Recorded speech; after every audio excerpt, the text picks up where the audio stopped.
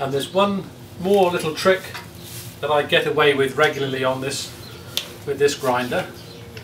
Although it's a 115mm capacity grinder, this is a 125 disc, and it just clears the guard when you put it on.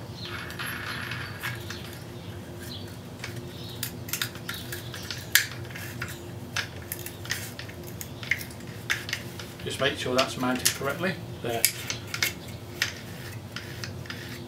You can hear that's the gearbox making the noise, it's clearing the guard. So you've now got a 125mm disc on a 115mm grinder, and that extra 10mm will give you quite a lot of extra time in cutting, as long as you don't force the speed too much on these grinders. They are 580 watts and they will cope with it. So that's why I use this day in, day out, and I can recommend it over any other grinder on the market at the moment.